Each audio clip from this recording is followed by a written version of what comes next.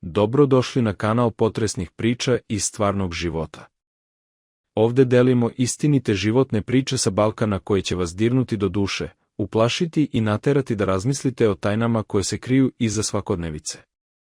Ako vas zanimaju priče koje ostavljaju trajan utisak, koje vas teraju da se zapitate šta je stvarno a šta ne, molimo vas da se pretplatite na naš kanal i pritisnete zvono da ne propustite nijednu priču. Ostavite nam u komentarima odakle nas gledate, volimo da znamo da ste tu, gde god da se nalazite. A sada, pripremite se za priču koja će vam ledniti krv u žilama. Nikada neću zaboraviti tu noć. 12. septembra. Datum koji mi je urezan u pamćenje kao ožiljak na koži.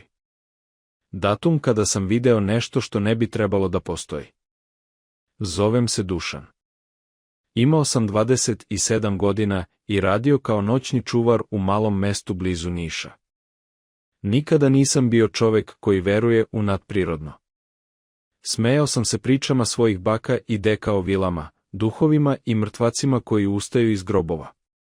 Bio sam moderan čovek. Obrazovan. Racionalan. Sve dok nisam te noći dobio poziv koji mi je promenio život. Bilo je oko 11 sati uveče kada mi je zazvonio telefon. Broj mi nije bio poznat, ali sam ipak odgovorio. Muški glas na drugom kraju, dubok i napuknut, rekao mi je samo nekoliko reči koje su mi uzburkale krv u žilama. Dušane, treba da dođeš na staro groblje. Tvoj otac, on te čeka. Prekinuo je vezu pre nego što sam uspeo da pitam ko je ili šta govori. Moje srce je lupalo kao ludo. Moj otac, Radivoje, umro je pre 3 godine. Sahranili smo ga na tom istom groblju, na starom delu gde su bili sahranjeni i moji preci unazad 150 godina. Trebao sam da ignorišem poziv. Trebao sam da ostavim telefon i nastavim sa svojim poslom. Ali nešto me je vuklo. Kao da me je nevidljiva ruka hvatala za grlo i vukla prema izlazu. Uzeo sam lampu i krenuo. Groblje se nalazilo na oko 2 kilometra od mesta gde sam radio. Morao sam da pešačim kroz šumu po maloj neasfaltiranoj stazi. Noć je bila neobično tiha. Čak ni cvrčci nisu cvrčali. Samo je moj korak odzvanjao po utabanoj zemlji i moj ubrzani dah. Nebo iznad mene bilo je prekriveno tankim oblacima koji su propuštali samo poneki zrak mesečine. Sve je bilo u senkama, a moja lampa je bacala kratak, drhtavi snop svetlosti pred mojim nogama. Počeo sam da žalim što sam uopšte krenuo. Ali bilo je kasno da se vratim. Već sam video kamenu kapiju starog groblja kako se pojavljuje između drveća. Gvozdena vrata bila su malo odškrinuta, kao da me neko čeka. Svuda oko mene bila je magla. Gusta, bela magla koja se lagano zavlačila između nadgrobnih spomenika poput žive stvari. Šta ja, do đavola, radim ovde? Prošaptao sam sebi. Prošao sam kroz kapiju.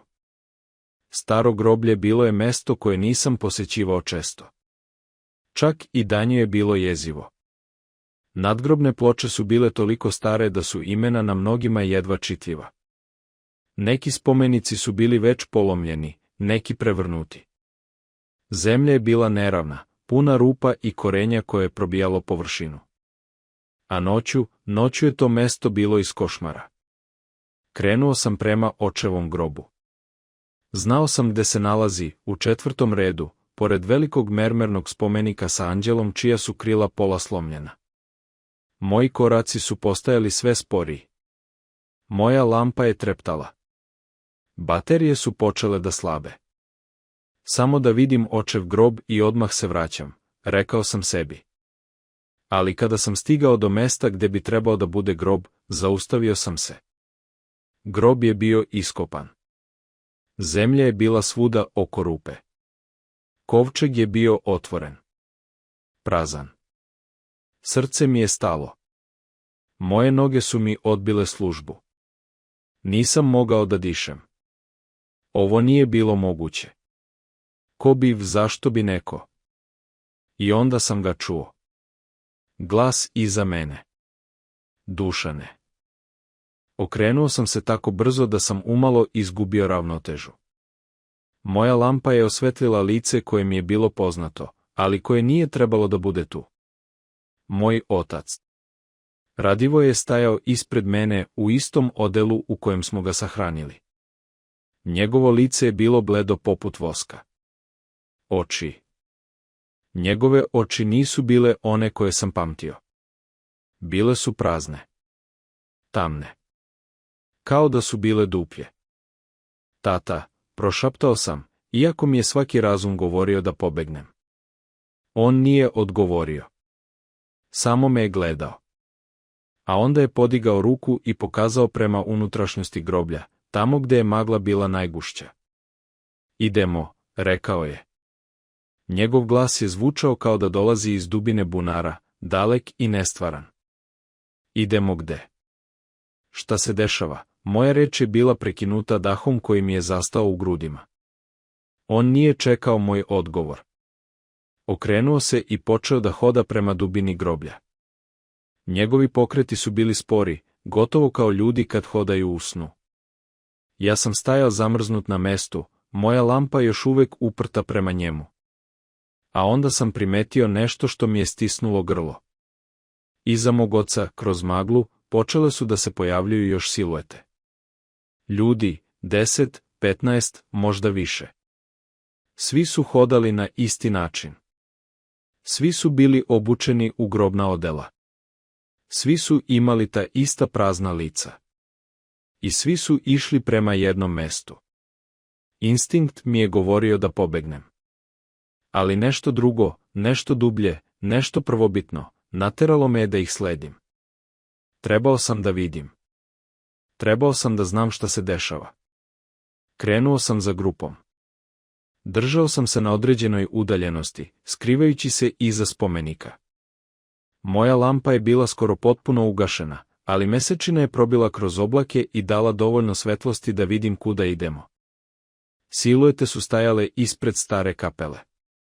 To je bila napuštena građevina iz 19. veka, crkva koja je služila za opela pre nego što je sagrađena nova u selu. Niko nije ulazio tu decenijama. Vrata su bila zakovana, prozori razbijeni, a krov delimično urušen. Ali te noći, vrata su bila širom otvorena. Siluete su ulazile unutra, jedna za drugom. Moj otac je bio među njima.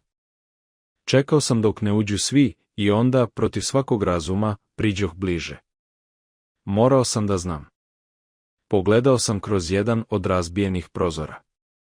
Unutra je gorela svetlost, ne električna, već svetlost sveća. Stotine njih. Postavljene po podu, na klupama, na oltaru. I u sredini te svetlosti stajala je osoba. Žena. Bila je obučena u dugu, belu haljinu koja je izgledala kao venčanica. Njena kosa je bila duga, crna kao noć i padala joj je niz leđa. Mogao sam da vidim njeno lice jer je stajala okrenuta od mene, ali nešto u njenom držanju, u načinu na koji je stajala, je bilo nadprirodno. Previše mirno. Previše savršeno. Siluete, mrtvaci, shvatio sam, stajale su u krugu oko nje. Nije se čuo nijedan zvuk. Sve je bilo u potpunoj tišini. A onda je žena progovorila. Došao je. Njen glas je bio visoki, dečiji, ali je imao jeku koja je ispunjavala čitav prostor. Svaki slog se ponavljao, kao da govori iz više grla odjednom. Ko je došao? Pitao je moj otac. Njegov glas je bio mehanički, bez emocije. Poslednji, rekla je žena. Poslednji koji mora da vidi. Poslednji koji mora da zna. Moja krv je stala. Govorila je o meni. Okrenula se. I kada sam video njeno lice, mislio sam da ću umreti na licu mesta. To nije bilo ljudsko lice. Oči su joj bile potpuno crne, bez beonjače. Koža joj je bila toliko bleda da je izgledala transparentna, kao da mogu da vidim kosti ispod. A usta, njena usta su bila prevelika, ispunjena oštrim zubima koji nisu izgledali kao ljudski zubi. Vidiš me, Dušane, rekla je i malo joj je bilo potrebno da izgovori moje ime. Kako je znala moje ime? Vidiš istinu. Vidiš ono što drugi ne smeju da vide. Pokušao sam da pobegnem, ali moje noge nisu slušale. Bio sam paralizovan strahom. Ona je počela da hoda prema meni. Mrtvaci su ostali gde su bili, nepokretni poput statua. Njeni koraci nisu proizvodili zvuk. Ona je lebdela prema meni, njena venčanica se vukla po podu kapele. Zašto sam došao? Prošaptao sam, moja reč je jedva bila čujna.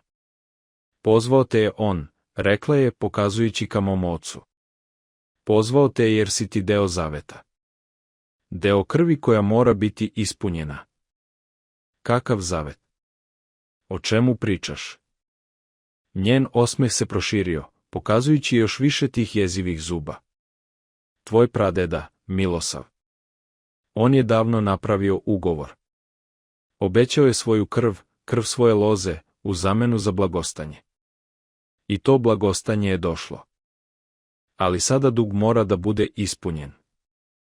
Nisam razumeo o čemu govori. Moj pradeda je umro 90. godina 19. veka. Nikada ga nisam ni upoznao. To nema smisla, rekao sam. Ja nisam deo ničega. Ti si posljednji muškarac u lozi, prekinula me je. Sve muškarce je ona već uzela. Tvog dedu, Bogdana. Tvog oca, Radivoja. Tvoja dva brata, Dragoslav i Nemanja.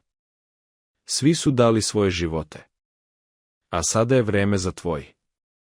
Moja dva brata umrli su u automobilskoj nesreći pre 5 godina. Deda je umro od srčanog udara. Otac od raka. Sve prirodne smrti. Ili nisu bile? Ne, rekao sam, moja reč je drhtala. Ne, ovo nije istina. Vi ste. Šta sam ja, pitala je, njeno lice je sada bilo samo nekoliko centimetara od mog. Njen dah je mirisao na truljenje. Šta misliš da sam? Ne znam, prošaptao sam. Znaš, rekla je. U dubini svoje duše, znaš. Ja sam ono što je tvoj pradeda prizvao. Ja sam ono što je hranilo tvoju porodicu blagostanjem generacijama. I sada je vreme da platite dug. Podigla je svoju ruku. Njeni prsti su bili dugi, sa noktima koji su izgledali kao kandže. Dohvatila me je za grlo. Osetio sam njen dodir. Bio je leden. Kao da sam stavio vrat u vedro sa ledom. Moje telo je počelo da se koči. Nisam mogao da se pomaknem. Nisam mogao da dišem. Umri, prošaptala je. Umri i prisojedini se sa ostalima. Video sam svoje lice u odrazu njenih crnih očiju. Video sam sebe kako polako bledim, kako moja koža postaje transparentna, kako moje oči postaju prazne.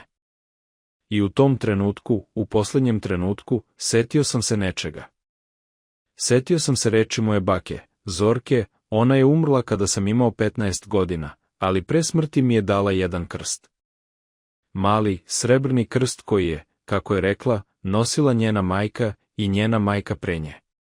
Nosi ga uvek, rekla mi je. On će te zaštititi od zla. Taj krst. Bio je u mom džepu. Sa posljednjom snagom koju sam imao, izvukao sam ga i stavio pred njeno lice. Ona je zacičala. Nije to bio ljudski zvuk. Bio je to zvuk životinje u agoniji, zvuk koji mi je probio bubne opne. Njena ruka me je pustila i ona se povukla. Njeno lice se iskrivilo u nešto što je bilo još jezivije od onog što je već bilo. Ti, rekla je, njen glas je sada bio ispunjen besnilom. Ti ćeš mi platiti za ovo. Ali nisam čekao da vidim šta će uraditi. Okrenuo sam se i pobegao. Trčao sam iz kapele, kroz groblje, kroz maglu. Moje noge su udarale o zemlju, moja pluća su gorela, moje srce je lupalo tako jako da sam mislio da će iskočiti iz grudi. Iza sebe sam čuo zvukove. Vrištanje. Krike, zvuk nečega što juri za mnom. Nisam se okretao. Nisam smeo. Prošao sam kroz gvozdenu kapiju, kroz šumu, niz stazu. Nisam prestao dok nisam stigao do mesta gde sam radio. Zatvorio sam vrata iza sebe i pao na pod, dišući tako jako da sam mislio da ću se onesvestiti. Čekao sam tamo do zore, držeći krst u ruci. Kada je konačno svanulo, izašao sam. Sve je izgledalo normalno. Ljudi su išli na posao, deca su išla u školu. Kao da se ništa nije desilo. Ali znao sam istinu. Otišao sam kući i počeo da istražujem svoju porodicu. Pregledao sam stare papire, dokumente, sve što sam mogao da nađem. I pronašao sam nešto. Dnevnik mog pradede, Milosava. U njemu je pisalo o ugovoru. On je, u godini 1884. bio očajan. Njegova porodica je gladovala. Njegova deca su umirala. I on je, u aktu očaja, otišao do stare žene koja je živela na ivici sela. Žena koja je, kako su pričali, poznavala mračne stvari. Ona mu je dala rešenje. Rekla mu je da može da prizove nešto što će mu dati blagostanje, ali za cenu. Svake generacije, jedan muškarac iz njegove loze moraće da umre. I onaj ko prizove tu stvar mora da bude žrtvovan poslednji. Milosav je prihvatio. I od tada, muškarci u moje porodici su umirali. Po jedan svake generacije. Moj deda, otac, braća. Svi su bili deo tog ugovora. A ja sam bio poslednji. Ali sada znam. Znam da postoji način da se spasim. Taj krst koji mi je baka dala, on nije samo simbol. On je deo starog rituala, zaštita koju je njena majka napravila protiv onog što je Milosav prizvao. Ali to me ne štiti u potpunosti. Samo mi daje vreme. Svake noći, kad zatvorim oči, vidim je. Vidim tu ženu u belom. Vidim mog oca i sve ostale mrtvace kako stoje u krugu. I znam da će jednog dana doći po mene. Možda ne danas. Možda ne sutra. Ali doći će. Jer ugovor mora biti ispunjen. I ja sam još uvek tu, živim, dišem, ali znam da je to samo privremeno. Znam da svaka noć koju preživim je poklon. I znam da će doći noć kada više neću biti dovoljno brz. Kada krst neće biti dovoljan. Te noći, vratit ću se na to groblje. I tada će zavet biti konačno ispunjen. Ali do tad, pričam svoju priču. Pišem sve što se desilo. Jer želim da svet zna. Želim da ljudi budu oprezni. Želim da znaju da postoje stvari tamo napolju, stvari koje su starije od nas, koje su mračnije od naših najgorih košmara. I one čekaju. Uvek čekaju. Kad sam sledeće jutro otišao nazad na groblje, u svetlosti dana, sa dva moja prijatelja, Mladenom i Branimirom, nisam mogao da pronađem ništa. Očev grob je bio netaknut. Kapela je bila zapečaćena, kao da nikada nije ni otvorena. Čak i zemlja oko grobova je izgledala normalno. Ti si morao da sanjaš, rekao mi je Mladen, lupivši me po ramenu. Previše radiš noćne smene. To te izluđuje. Možda je bio u pravu. Možda sam sve zamislio.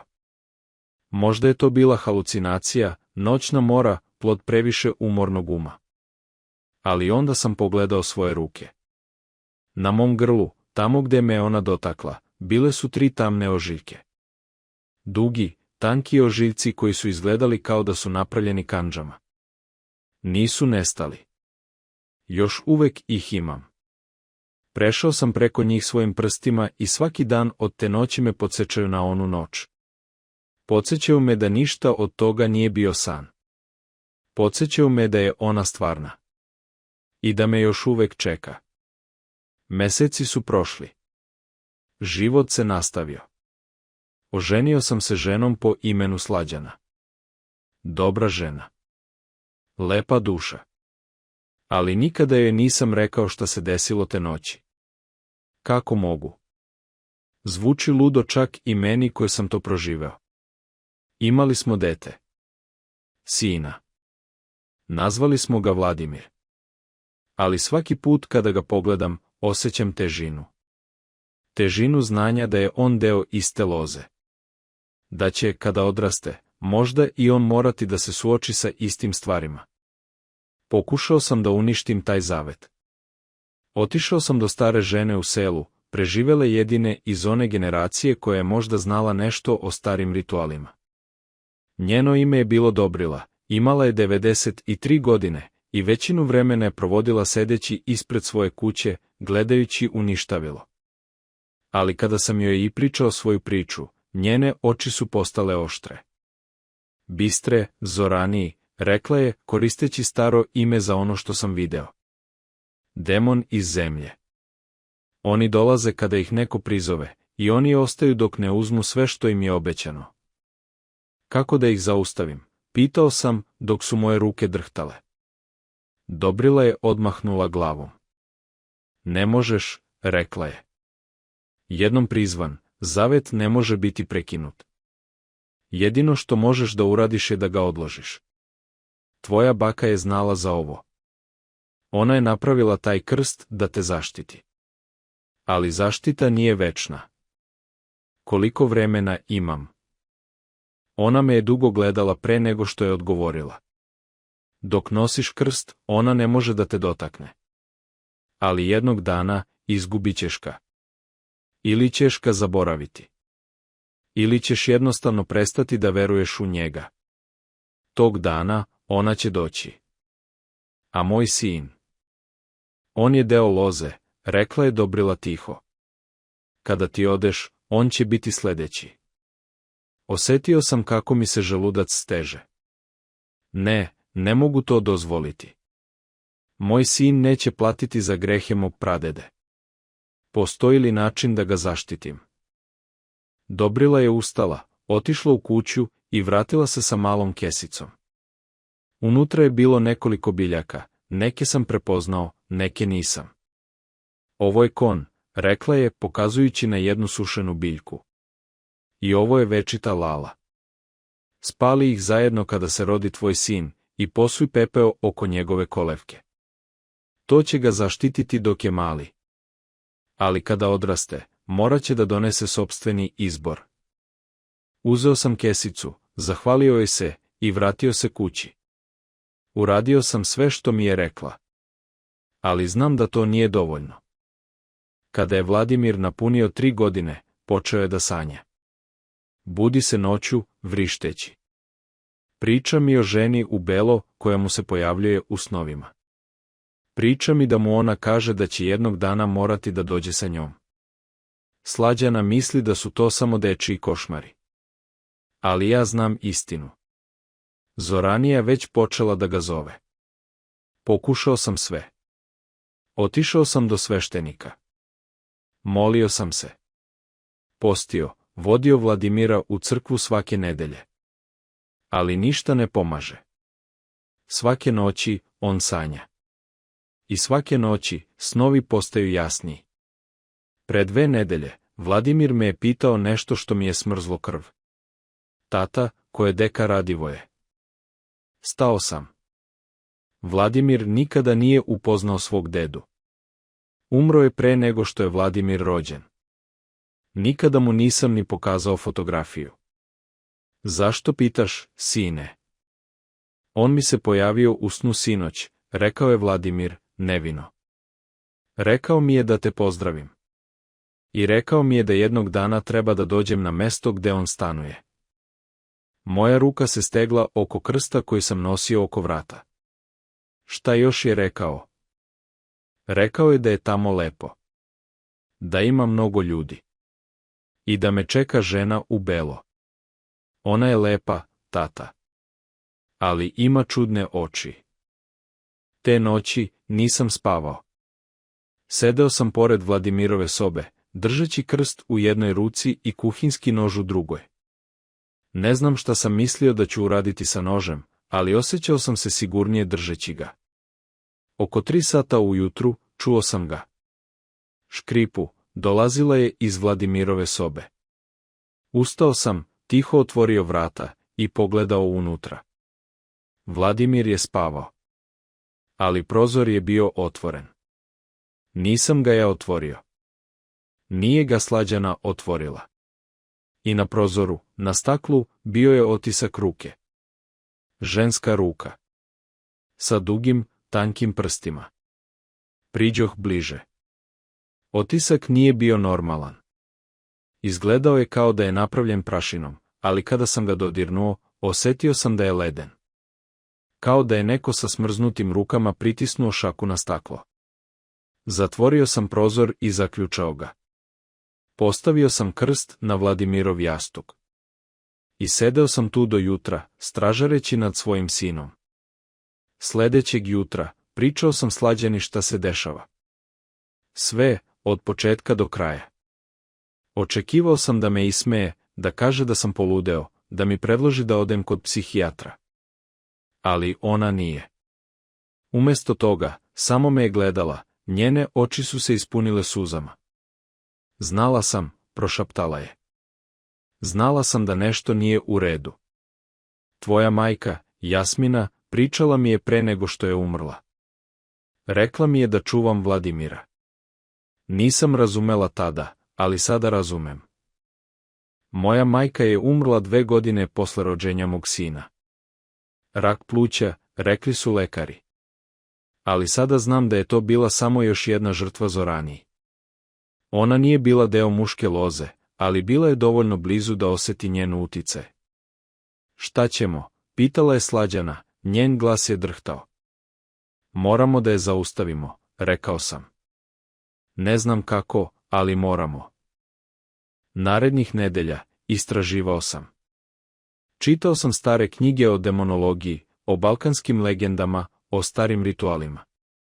Kontaktirao sam ljude koji tvrde da znaju o ovim stvarima, isterače demona, babe koje se bave magijom, čak i jednog profesora sa filozofskog fakulteta koji se specijalizovao za slovenski folklor. Većina me je odbacila kao ludaka. Ali jedna osoba nije. Zvao se otac Teodor, pravoslavni monah koji je živeo u manastiru blizu Sokobanje. Imao je 68 godina i bio je poznat po tome što se bavi slučajevima opsednutosti i nadprirodnih pojava. Kada sam mu ispričao svoju priču, on nije bio iznenađen. Zoranija, rekao je, kimajući glavom. Star demon.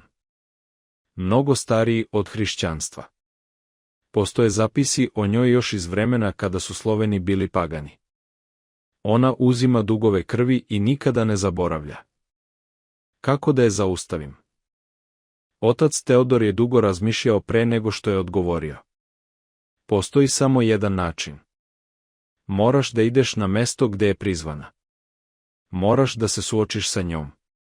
I moraš da poništiš zavet. Kako? Zavet je načinjen kroz krv. Tvoj pradeda je dao svoju krv da bi je prizvao. Jedini način da se zavet poništi je da se njegova krv vrati. Ali on je mrtav, rekao sam. Već 140 godina. Njegova krv još uvek teče, rekao je otac Teodor, kroz tebe.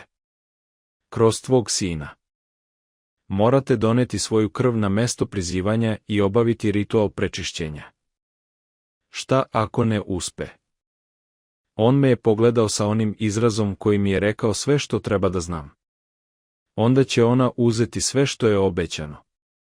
Tebe, tvog sina, i sve koji budu došli posle. Nisam imao izbora. Pripremao sam se 3 dana. Postio sam, molio se, pripremao ritualne predmete koje mi je otac Teodor dao, osvećena voda, križ napravljen od crne toplice, stari molitvenik pisan na crkveno-slovenskom i mali srebrni bočat za krv. Na 4. dan otišao sam na groblje. Bilo je podne. Sunce je bilo visoko na nebu. Mislio sam da ću se osjećati sigurnije pod dnevnom svetlu. Nisam. Čak i po danu, staro groblje je bilo jezivo. Magla koja je bila prisutna te noći još uvijek je bila tu, tanka ali vidljiva, lagano se vijugajući između grobova. Bilo je neobično tiho. Nisu se čule ptice. Nije bilo vetra. Samo moji koraci i kucanje mog srca. Otišao sam do kapele. Vrata su još uvijek bila zakovana, ali ja sam doneo pajser. Otvorio sam ih i ušao. Unutra je bilo tamno. Svetlost s polja nije prodirala duboko. Upalio sam fenjer koji sam doneo i pogledao oko sebe. Sve je izgledalo napušteno. Prašina je pokrivala klupe. Paučina je visila sa plafona. Oltar je bio polupao. Ali kada sam bolje pogledao, video sam ih. Oznake na podu. Linije nacrtane nekom tamnom supstancom koja je izgledala kao krv. Formirale su krug, a unutar kruga bio je simbol koji nisam prepoznao, isprepletene linije koje su formirale nešto između zvezde i spirale. To je bilo mesto prizivanja. Stao sam u sredinu kruga. Izvukao sam predmete koje mi je dao otac Teodor, otvorio sam molitvenik na stranici koji mi je označio. I počeo sam da čitam. Reči su bile stare, teške na jeziku. Nisam razumeo polovinu onoga što sam govorio. Ali nastavljao sam, reč po reč, redak po redak. Temperatura u kapeli je počela da pada. Moj dah je postao vidljiv. Svetlost mog fenjera je počela da trepće. I onda sam je čuo. Ti si se vratio. Okrenuo sam se. Ona je bila tamo. Zoranija. Stajala je u senci, njena bela haljina je blistala u tami. Njeno lice je bilo isto ono jezivo lice koje sam zapamtio. Došao sam da poništim zavet, rekao sam, moja reč je bila čvršća nego što sam osjećao. Ona se nasmejala. To je bio zvuk koji mi je probijao kosti. Ne možeš poništiti ono što je napisano u krvi. Mogu i hoću. Izvukao sam mali nož koji sam doneo. Presekao sam svoj dlan. Krv je počela da teče. Držao sam ruku iznad srebrnog bočada, dozvolivoši krvi da kapje unutra.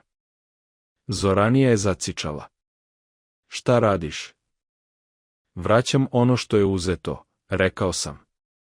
Nastavio sam da čitam molitve, dok je moja krv kapala u bočad. Ona je počela da se približava.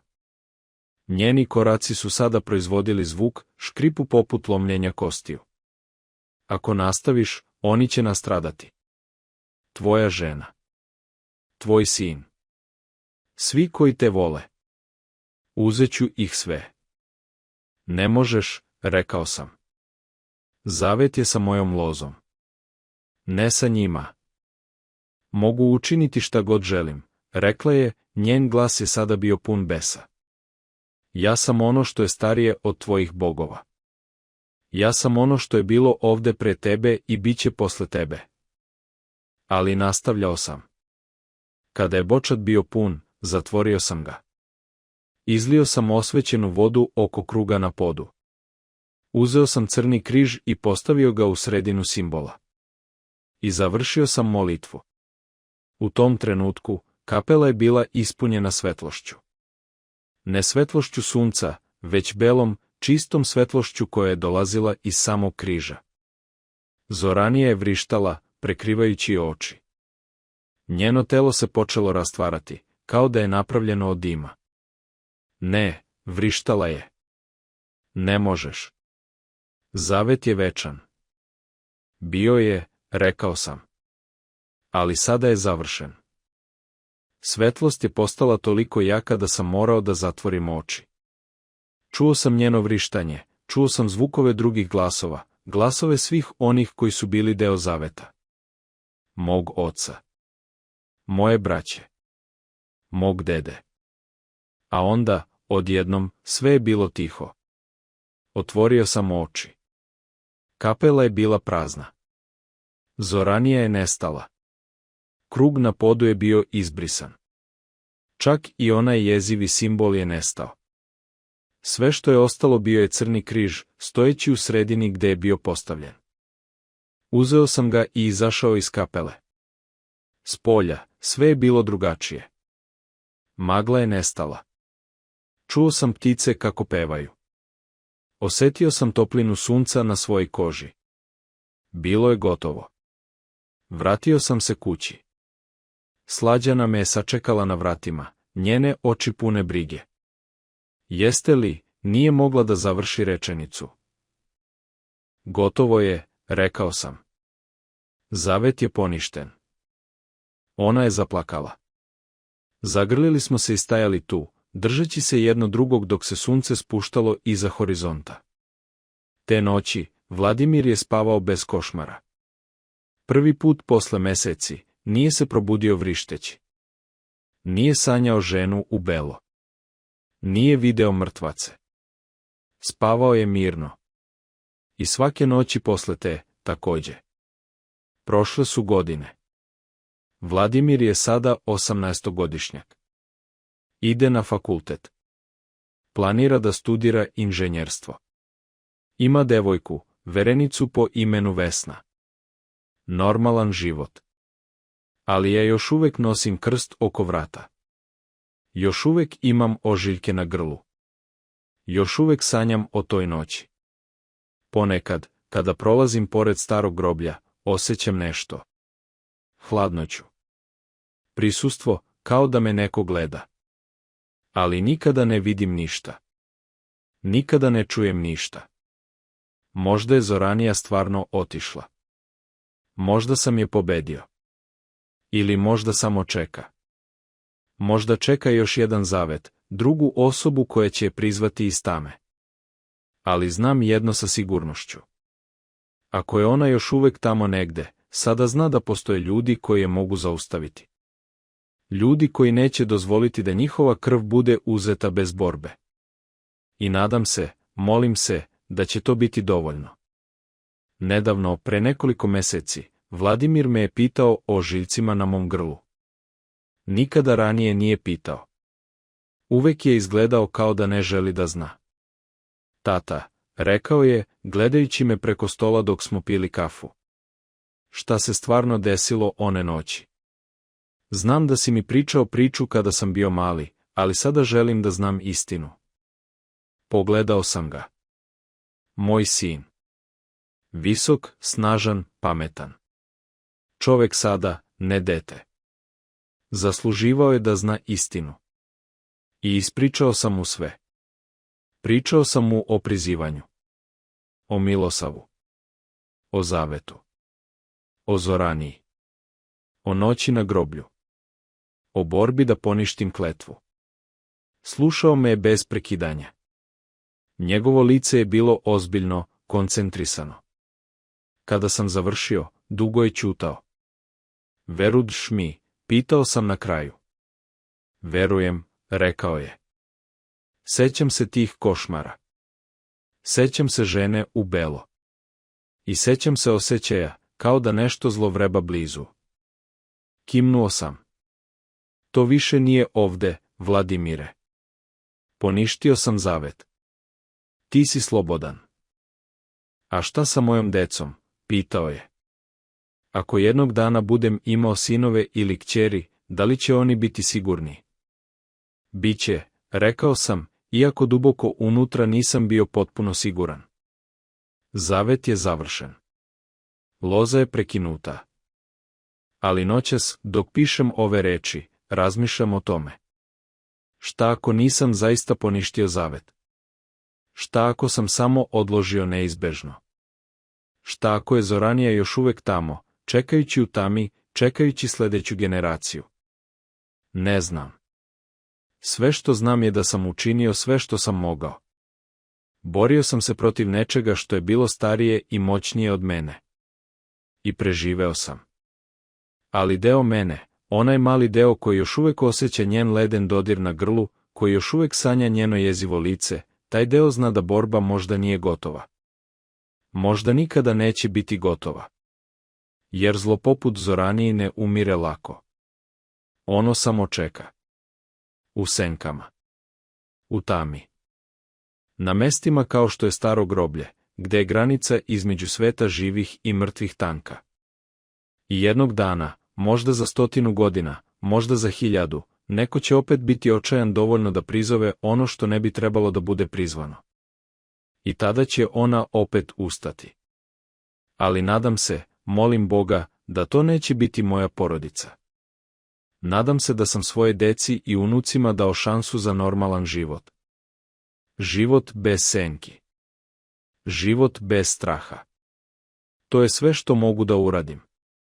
A ono što sam video te noći na groblju, ono će me proganjati do kraja mojih dana. Svaki put kada zatvorim oči, vidim je. Svaki put kada osetim hladnoću, sećam se njenog dodira. Svaki put kada čujem šapat u tišini, pitam se da li je to ona.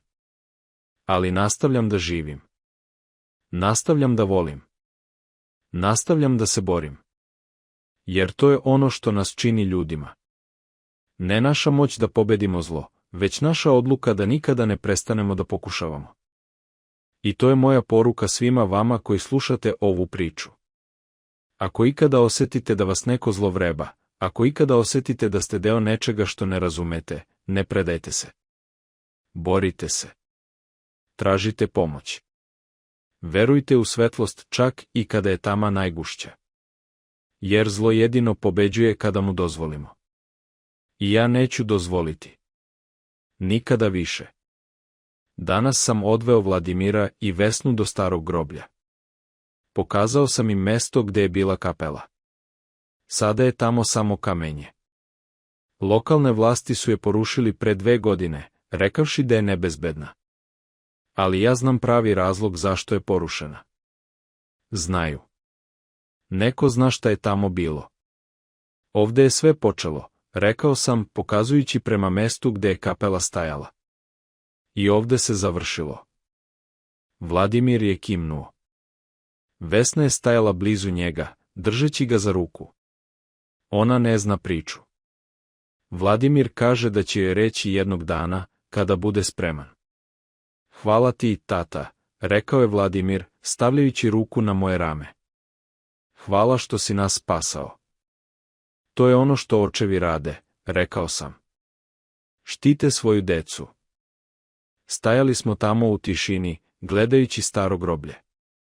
Mesto koje je bilo deo moje porodične istorije generacijama. Mesto gde su moji preci bili sahranjeni.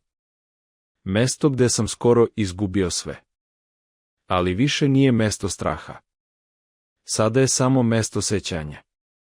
I možda, jednog dana, čak i ta sećanja će izbledeti. Možda će nove generacije zaboraviti šta se ovde desilo. Možda će Zoranija postati samo legenda, priča koju stariji pričaju mladima da ih plaše oko vatre. Ali ja neću zaboraviti. Nikada. Jer ja sam video istinu. Video sam ono što se krije iza zavese realnosti. Video sam da postoje stvari koje su starije i mračnije od naših najgorih košmara. I znam da su one stvarne. Ali takođe znam da možemo da im se suprotstavimo. Da možemo da pobedimo. Ako imamo hrabrosti da stanemo licem u lice sa tamom. Ako imamo ljubavi da zaštitimo one koje volimo. Ako imamo vere da svetlost uvek, na kraju, pobeđuje tamu. To je ono što sam naučio te noći na groblju. To je ono što će me voditi do kraja mojih dana. I to je ono što želim da prenesem svima koji slušaju ove reči. Ne predajte se. Nikada. Čak i kada izgleda da nema nade. Čak i kada vas strah parališe. Čak i kada vas tama okružuje. Borite se. Jer vi ste jači nego što mislite. Hrabriji nego što verujete. I nikada niste sami. Uvek postoji svetlost. Samo je morate pronaći.